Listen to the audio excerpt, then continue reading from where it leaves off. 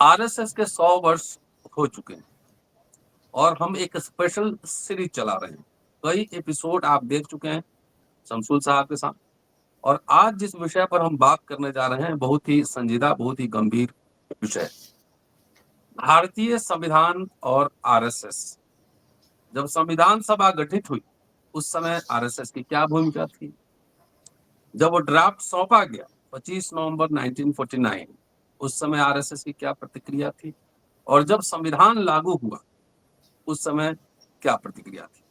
श्यामा प्रसाद मुखर्जी, जो कि हिंदू महासभा के अध्यक्ष रहे, नेता रहे, वो भी नेहरू मंत्रिमंडल में सदस्य थे, संविधान सभा में भी थे। उनका क्या पक्ष था? वो किस तरह का संविधान चाहते थे? और ओवरऑल संघ परिवार की भूमिका क्या थी? सीधे चलते हैं शमसुल साहब के पास और सारे तथ्य दस्तावेजों पर आधारित है। गंभीरता से पूरा वीडियो सुनते रहिएगा। स्वागत है सर। जय भीम जी। जय भीम, इनकलाब जिंदाबाद। साथियों, डॉक्टर रतन लाल जी, बहुत धन्यवाद। एक बार हम लोग फिर अपना उसी कड़ी के लिए जुटे हैं और मुझे लग रहा है अंबेडकर नामा ही पढ़ते खोल रहा है आरएसएस के 100 साल होने पर, और मैं भी उसमें हिस्सेदारी कर रहा हूँ। बहुत धन्यवाद। आज हमने आरएसएस और भारत के संविधान पर बात करना है और इसके लिए यानी आपका दिमाग घूम जाता है, आपकी क्या हालत हो जाती है कि एक ऐसा गिरोह राज कर रहा है जो खुले तौर पर कहता है कि हम आरएसएस के मेंबर हैं और आरएसएस के मेंबर होकर, और आप हमारा पहला कमिटमेंट आरएसएस से है हमारा कमिटमेंट। वो लोग भारत के संविधान के साथ क्या कर रहे होंगे उसको, अगर हम आरएसएस वाले भारत के संविधान के बारे में क्या कहते रहे, क्या सोचते रहे, क्या उनका अल्टरनेटिव है, क्या उनका विकल्प है भारत के संविधान का, उसको अगर हम जानेंगे नहीं तो हमारे देश के साथ क्या हो रहा है, हमारी देश किस विभीषिका में से गुजर रहा है और गुजरा है इनके आरएसएस के 100 साल में, उसका हमको अंदाजा हो जाएगा। पूत के पांव पालने में ही दिखाई दे जाते हैं। और ये तो हमें जब आरएसएस बनी थी और डॉक्टर हेडगेवार जो आरएसएस के संस्थापक थे, वो कांग्रेस के लीडर थे। हम इस पर बातचीत कर चुके हैं और 2 बार जेल गए थे, वो कांग्रेस के कॉल पर ही गए थे, वो भी हम इस पर चर्चा कर चुके हैं। वो आरएसएस के किसी कॉल पर वो कभी जेल नहीं गए थे। लेकिन जब उन्होंने कांग्रेस छोड़ी तो भारत क्या है, हिंदुस्तान क्या है, इंडिया क्या है, उसको उन्होंने पूरे तौर पर नजरअंदाज करके रद्द कर दिया था। उन्होंने कहा कि मैं कांग्रेस इसलिए छोड़ रहा हूं क्योंकि गांधी जी ये कहते हैं कि इंडिया जो है, भारत जो है, वो केवल हिंदुओं का राष्ट्र नहीं है, इसमें मुसलमान है, इसमें सिख हैं, इसमें ईसाई हैं, इसमें बौद्ध हैं। ये मुझे मंजूर नहीं है, ये हमको मंजूर नहीं है। और ये बात बीएस मुंजे को भी मंजूर नहीं थी, ये बात सावरकर को भी मंजूर नहीं थी। और इसका नतीजा ये था कि उन्होंने आरएसएस बनाई। और आरएसएस के बनने के बाद जो आरएसएस ने 3 जुलाई को अंग्रेजी का अखबार अपना निकाला, ऑर्गेनाइजर। मैं उसका ये ओरिजिनल आपके सामने रख रहा हूं। ये 3 तारीख को उन्होंने जो आप कहते हैं मेडन इशू, वो मेडन इशू जो है, देखिए उसका ऊपर ही लिखा हुआ तजो में हिंदू राष्ट्र। अंग्रेजी का अखबार निकल रहा था लेकिन उन्होंने वो संस्कृत का एक रख दिया, ग्लोरियस हिंदू नेशन। उन्होंने लिखा इसके एडिटोरियल में कि आज हमारा ये पहला अंक आ रहा है, और हमारा काम ये है कि हमने हिंदू राष्ट्र बनाना है, हमने हिंदुओं की सेवा करनी है और हिंदू मुसलमान मिलकर एक राष्ट्र बनाते हैं। ये झूठ है और ये मुसलमान और हिंदुओं को आप देश में एक साथ रख सकते हैं, ये एक बहुत बहुत बड़ा विचार है, बहुत बड़ा अत्याचार है इस देश पर। अच्छा, आप इस बात को मेरे प्यारे दोस्तों आप समझ लीजिए कि जब वो ये कह रहे हैं मुसलमानों को आप बराबर में नहीं रख रहे, तो इसका मतलब है कि वो सिखों, बौद्ध, जैनियों के बारे में भी यही कह रहे हैं। हालांकि उन्होंने इलाज ये निकाला कि वो तो अलग धर्म है ही नहीं, वो तो हिंदू धर्म का हिस्सा है। तो उनको हिंदू मुसलमान करने में इस तरह से आसानी हो गई। तो खैर ये क्यों आरएसएस बनी? वो इसलिए आरएसएस बनी कि भारत जो है, हिंदुस्तान जो है, वो जिस तरह का था, जो आजादी की लड़ाई का आंदोलन चल रहा था, वो इनको मंजूर नहीं था, वो सच्चाई इनको मंजूर नहीं थी। और इनको वो जो ब्राह्मणवादी जो पूरा दर्शन था कि हिंदू सबसे श्रेष्ठ होते हैं और हिंदुओं में ब्राह्मण सबसे श्रेष्ठ होते हैं, तो वो उसको लेकर उन्होंने कांग्रेस तक छोड़ दी और राष्ट्रीय स्वयंसेवक संघ उन्होंने बनाया। अच्छा, उसके बाद 26 नवंबर 1949 को भारत की संविधान सभा भारत का संविधान पास करती है। 4 दिन के बाद आरएसएस एक एडिटोरियल लिखती है, वो भी मेरे पास है। ये आरएसएस वालों को भी नहीं पता होगा कि उन्होंने क्या लिखा था। उसके अंदर इन्होंने लिखा, 2 बातें बहुत अहम हैं जिसकी बहुत कम चर्चा होती है और मैं पहले उसकी चर्चा करूंगा कि ये 30 नवंबर 4 दिन के बाद है। डॉक्टर रतनलाल 4 दिन के बाद उन्होंने कहा कि इस देश में आपने जो एडल्ट फ्रेंचाइज दिया है, इस देश में जो आपने वयस्कों को मताधिकार दिया है, ये तो चल ही नहीं सकता इस देश के अंदर। इस देश के लोग, इन्होंने जो शब्द इस्तेमाल किए वो लगभग ये कहते हैं कि इस देश के लोग तो नासमझ हैं, अनजान हैं, अनपढ़ हैं। और वो कैसे ये प्रजातंत्र चलेगा? यानी जो आरएसएस की भर्ती के लिए जो तरीका निकाला था हेडगेवार ने तरीका निकाला था कि वो कम से कम ग्रेजुएट होना चाहिए। जब 1926-27 के बाद आरएसएस ने काम करना शुरू किया था, तो यहाँ पर भी ये है कि वो जो पढ़े लिखे नहीं है उनको वोट देने का अधिकार नहीं होना चाहिए। यानी जो प्रोफेसर होंगे, जो पीएचडी होंगे, जो बीए होंगे, एमए होंगे, उनको वोट देने का अधिकार होना चाहिए। और यही सन 1935 के एक्ट का था, यही मुस्लिम लीग चाहती थी। और मुस्लिम लीग अम्बेडकर के आइडिया के सीधे खिलाफ है, बाबा साहब के आइडिया के सीधे खिलाफ है, सीधा खिलाफ है। यानी ओलिगार्की, ये एलिटिस्ट डेमोक्रेसी की बात कर रहे हैं। और आज भी वही है।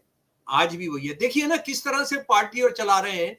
किसी को इस देश में पता है कि गुजरात की पूरी, जहां उनके 2/3 बहुमत है असेंबली के अंदर, उसको एक दिन सारे मंत्रिमंडल को इस्तीफा करा दिया उन्होंने। सारे मंत्रिमंडल को इस्तीफा कराकर नया मंत्रिमंडल बन गया। भाई क्या अंदर कोई विद्रोह हो रहा था? क्या हो रहा था? कोई आपने एमएलए की मीटिंग बुलाई, कुछ किया, किसी ने तय किया? तो आप वो तानाशाही वाला आप चाहते हैं कि एक लीडर होगा, तो उस पर भी हम विस्तार से आएंगे। लेकिन इसमें जो दूसरी बात ऑर्गेनाइजर के, इसका नाम ही है, संपादकीय का नाम ही है द कॉन्स्टिट्यूशन। भारत के नए संविधान के बारे में सबसे खराब बात यह है कि इसमें कुछ भी भारतीय नहीं है। ये अंग्रेजी का हिंदी अनुवाद किया है सर मैंने। संविधान के मसौदाकारों ने उसमें ब्रिटिश, अमेरिका, कनाडाई, स्विस और अन्य विभिन्न संविधानों के तत्वों को शामिल किया है, लेकिन इसमें प्राचीन भारतीय संवैधानिक कानूनों, संस्थाओं, नामकरण और शब्दावली का कोई निशाना नहीं है। हमारे संविधान में प्राचीन भारत में संवैधानिक विकास का कोई उल्लेख नहीं है। मनु के नियम स्पार्टा के लाइकरगस या फारस के सोलोन से बहुत पहले लिखे गए थे। ये दो दस्तावेज हैं पुराने। आज तक उनके द्वारा मनुस्मृति में प्रतिपादित नियम विश्व में प्रशंसा को प्रेरित करते हैं और सहज आज्ञाकारिता का अनुपालन को प्रेरित करते हैं, लेकिन हमारे संवैधानिक पंडितों के लिए इसका कोई महत्व नहीं है। देखिए सन 1940 के अंदर वो ये कह रहे हैं, सन 1949 के अंदर वो ये कह रहे हैं। बाबा साहब सन 1925 के अंदर, 25 दिसंबर 1927 के अंदर इसको जला चुके हैं, इसको रद्द किया जा चुका है। इसके बाद हमारा पूना पैक्ट हुआ है जिसके अंदर के भाई ये इस सब तरह की चीजें नहीं होंगी, लेकिन वो सीधा कह रहे हैं कि हमको मनुस्मृति चाहिए। और मुझे लगता है कि आज के हम हमारा जो आज का काम है उसके अंदर हम मनुस्मृति को फिर एक बार पढ़ने की, समझने की कोशिश करेंगे। उसके बाद बात यह कि ठीक है जी, आपने ये सन 1949 में लिख दिया था, लेकिन सन 1966 में जो गोलवलकर की किताब छपी, जरा उसको सुन लीजिए। हाँ, एक बात और मैं बताना भूल गया कि ये कहां से सीखा है इन्होंने? आरएसएस वालों ने अपने गुरु से सीखा है, अपने वीर से सीखा है, सावरकर से। सावरकर ने लिखा कि हमारे चारों वेदों के बाद सबसे पूजनीय जो हमारी स्क्रिप्चर है वो हमारा मनुस्मृति, वेद है, और वेद हिंदू लॉ है। वेद हिंदू मनुस्मृति, मनुस्मृति जो है वो आज का हिंदू लॉ है। यानी अब उन्होंने वेदों को भी एक तरफ रख के कह दिया कि मनुस्मृति जो है वो हिंदू लॉ है। विचार नवनीत के अंदर जो वो कह रहे हैं, बंच ऑफ थॉट के अंदर, हमारा संविधान भी पश्चिमी देशों के विभिन्न संविधानों के से विभिन्न लेखों को एक साथ जोड़कर बनाया गया एक जटिल और विषम संग्रह है। इसमें ऐसा कुछ भी नहीं है जिसे हम अपना कह सकें। क्या इसके मार्गदर्शक सिद्धांतों में एक भी शब्द है ये बताए कि हमारा राष्ट्रीय मिशन क्या है और हमारे जीवन का मूल स्वर क्या है? नहीं। संयुक्त राष्ट्र के चार्टर या भंग हो चुके लीग ऑफ नेशंस के चार्टर से कुछ कमजोर सिद्धांत और अमेरिका और ब्रिटिश संविधानों के कुछ विशेषताओं का एकमात्र मिश्रण में एक साथ लाया गया है।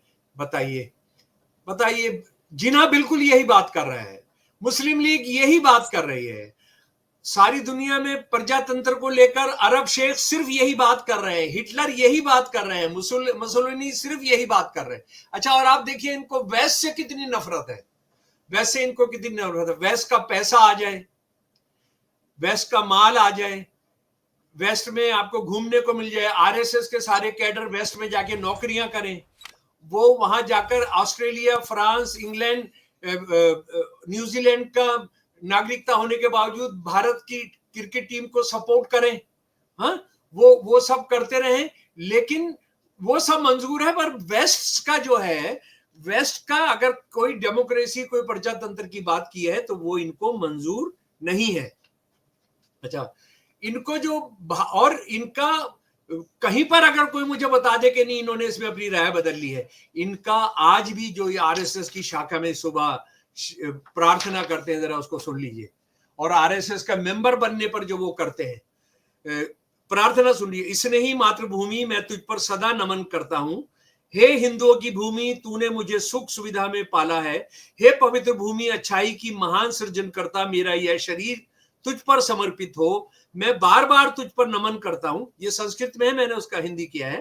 हे सर्वशक्तिमान भगवान, हम हिंदू राष्ट्र के अभिन्न अंग के रूप में तुझ पर श्रद्धा पूर्वक नमन करते हैं। तेरे उद्देश्य के लिए हमने अपनी कमर कस ली है, इसकी पूर्ति के लिए हमें अपना आशीर्वाद दे।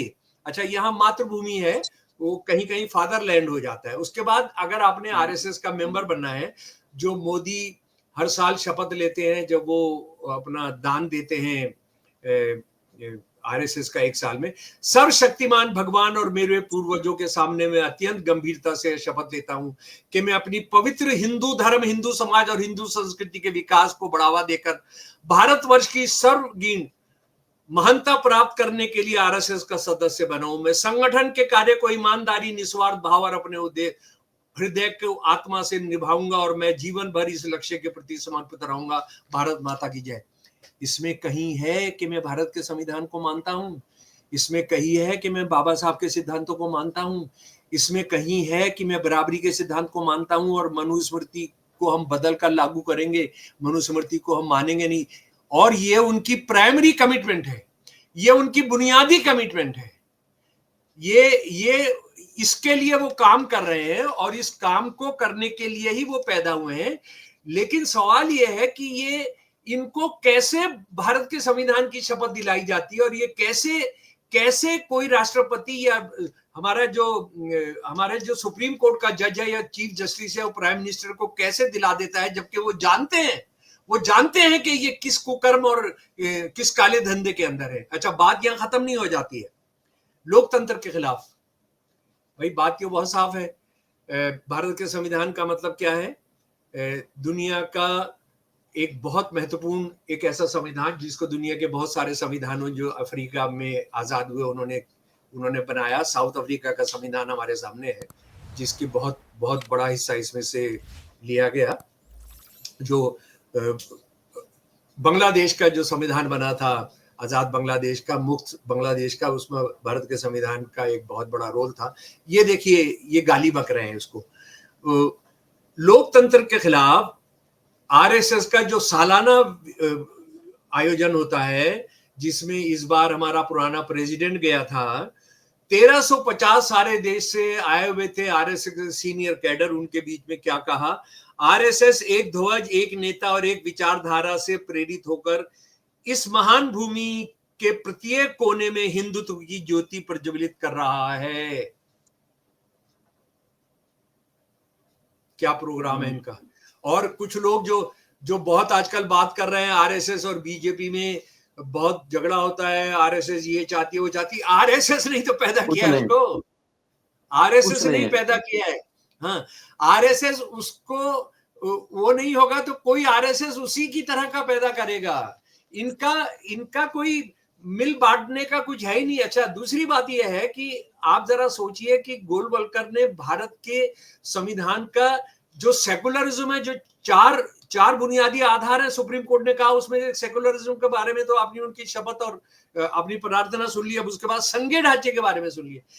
कितने घटिया, कितने भड़काऊ और कितने जलील करने वाले शब्द है संघीय ढांचे के बारे में, वो सुन लीजिए। सन 1961 में उन्होंने राष्ट्रीय एकता परिषद, अब तो वो भी खत्म कर दी गई है, उसमें जो संदेश भेजा उसको मैं बताता हूं। आज की संघीय शासन व्यवस्था, भाई साहब ये पढ़वाइए आप कांग्रेस के नेताओं को। आप क्यों कांग्रेस में गए अगर ये सब उनको जाहिलों को अगर ये नहीं पढ़वा सकते हैं तो, है? जी जी बोलिए सर। हाँ, उनको बताइए कि ये डालो, इसको कोर्ट में डालो। आज की संघीय शासन व्यवस्था न केवल अलगाववादी भावनाओं को जन्म देती है बल्कि उन्हें पोषित भी करती है और एक तरह से एक राष्ट्र के तथ्य को मान्यता देने से इंकार करती है, उसे नष्ट करती है।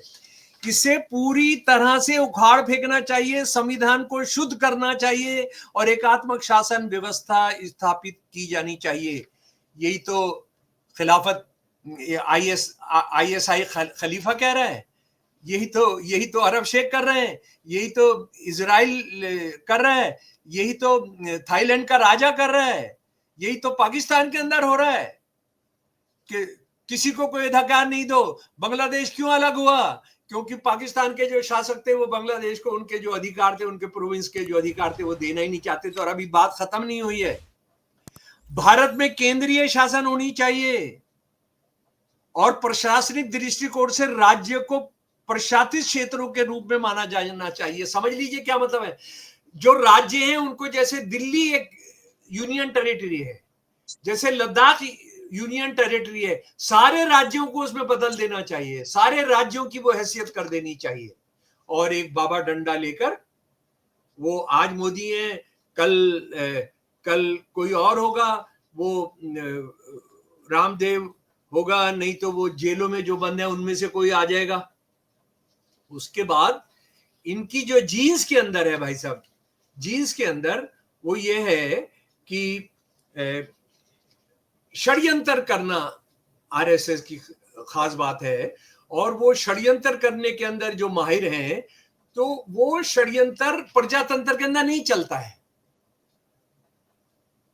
आप देखिए षड्यंत्र करने का कि अभी जो बिहार के अंदर चुनाव हो रहे हैं, उसमें जो यादव हैं, दोनों बाप बेटे, मामला है 25 साल से चल रहा है, सब चल रहा है, अभी चुनाव हो रहा है, सब हो रहा है, तो उसके बाद वो अचानक जो है उनका वारंट इशू हो रहा है, सब हो रहा है। ये बीजेपी को किस तरह से आरएसएस कंट्रोल करती है, उसका अंदाजा आप इससे कर सकते हैं कि जो सावरकर ने आरएसएस के लोगों के, आरएसएस को किस तरह से वो चलाती है, उसके बारे में जो कहा मेरे प्यारे दोस्त, वो मैं आपके सामने रखना चाहता हूं। वो आरएसएस में किन लोगों को भर्ती करती है, उसके मैं गोलवलकर का जो डिजाइन है, जो आरएसएस का जो डिजाइन है, वो आपके सामने रख रहा हूं। जरा सुनिए, किसी भी देश के लिए, किसी भी पार्टी के लिए कितनी शर्म की बात है, कितनी शर्म की बात है। सुन लीजिए ये बंदा 5 मार्च 1960 को इंदौर में भाषण कर रहा है गोलवलकर। हमें यह भी मालूम है कि अपने कुछ स्वयंसेवक राजनीति में काम करते हैं, वहां उन्हें उस कार्य की आवश्यकताओं के अनुसार जल से जुलूस आदि करने पड़ते हैं, नारे लगाने होते हैं। इन सब बातों का हमारे काम में कोई स्थान नहीं है, परंतु नाटक के पात्र के समान जो भूमिका ली उसका योग्यता से निर्वाह तो करना ही चाहिए। डॉक्टर रतनलाल, नाटक के पात्र के समान जो आपने भूमिका ली है उसका तो आपने करना ही चाहिए, पर इस नट की भूमिका से आगे बढ़कर काम करते करते कभी लोगों के मन में उसका अभिनिवेश उत्पन्न हो जाता है, यहां तक कि फिर इस कार्य के आने के लिए वो अपात्र सिद्ध हो जाते हैं। ये तो ठीक नहीं है। और उसके बाद उसने कहा 16 मार्च 1954 को, यदि हमने कहा कि हम संगठन के अंग हैं, हम उसका अनुशासन मानते हैं, तो फिर सिलेक्टिवनेस का जीवन में कोई स्थान ना हो। जो कहा वही करना, कबड्डी कहा तो कबड्डी, बैठक कहा तो बैठक, जैसे अपने कुछ मित्रों से कहा कि राजनीति में जाकर काम करो, तो उसका अर्थ ये नहीं है कि उन्हें इसके लिए बड़ी रुचि या प्रेरणा है। वह राजनीतिक कार्य के लिए इस प्रकार नहीं तड़पते जैसे बिना पानी के मछली। यदि उन्हें राजनीति से वापस आने को कहा जाए तो भी उसमें कोई आपत्ति नहीं। अपने विवेक की कोई जरूरत नहीं, जो काम सौंपा जाए उसकी योग्यता पर आप करेंगे, ऐसा निश्चय करके ये लोग चलते हैं। अपने विवेक की जरूरत नहीं, कुछ सोचने की जरूरत नहीं, सिलेक्टिवनेस का कोई मतलब नहीं। आपको उछलने को कहा जाए तो उछलिए, कूदने को कहा जाए तो कूदिए। ये भाजपा और जंग संघ के बारे में गुरु ऑफ हेट कह रहा है डॉक्टर रतनलाल। इस पर कोई चर्चा नहीं हो रही है इस देश के अंदर। ये सवाल विपक्षी पार्टियां जो कांग्रेस, जो आरएसएस से लड़ने की बात करते हैं, भाजपा से लड़ने की बात करते हैं, वो तक इस पर चुप हैं। कितने शर्म की बात है। तो श्यामा प्रसाद मुखर्जी की भूमिका के बारे में जानना चाह रहा। नहीं, श्यामा प्रसाद मुखर्जी, देखिए आरएसएस का जो आदमी होता है ना, ये हिंदू महासभा या हिंदू राष्ट्रवादी, वो सत्ता को प्यार करता है। जहां से भी उसको मौका मिलेगा, जहां भी उसको मौका मिलेगा वो चला। आप जानते हैं वो मुस्लिम लीग की मंत्रालय में, बंगाल के मंत्रालय में डिप्टी प्राइम मिनिस्टर थे उस वक्त में, चीफ मिनिस्टर है ना। उसके बाद वो गांधी, वो नेहरू जी के उसके अंदर आ गए। हाँ, उन्होंने 370 में वोट दिया। उन्होंने 370 का जो कैबिनेट में फैसला था कि उसको यूनाइटेड नेशंस में भेजा जाए, उसमें शामिल है, वो उसमें शामिल है। लेकिन वो फिर उसके बाद यही वो आदमी है जो ये भी कहता है, जिसको आरएसएस वाले कहते हैं आखिरकार इस देश के अंदर हिंदू मुसलमानों के बीच में गृह युद्ध होगा। ये श्यामा प्रसाद मुखर्जी ने कहा कि ये देश जो है, इस देश की नियति है कि हिंदू मुसलमानों के बीच में गृह युद्ध होगा। इसी गृह युद्ध की तैयारी में जो 100 के करीब मिलिट्री स्कूल चलाए गए, वो सारे के सारे आरएसएस के लोगों के हवाले कर दिए गए। इसकी कोई चिंता नहीं कर रहा है, इस पर कोई स्टोरीज नहीं कर रहा है कि वो क्या किया जा रहा है, क्या नहीं किया जा रहा है। जी चलिए सर, बहुत बहुत शुक्रिया। तो ये हमारा एक स्पेशल एपिसोड संविधान सभा, संविधान और आरएसएस संघ परिवार। पूरा वीडियो देखिए, शेयर और सब्सक्राइब करते रहिए। शुक्रिया, थैंक यू सर।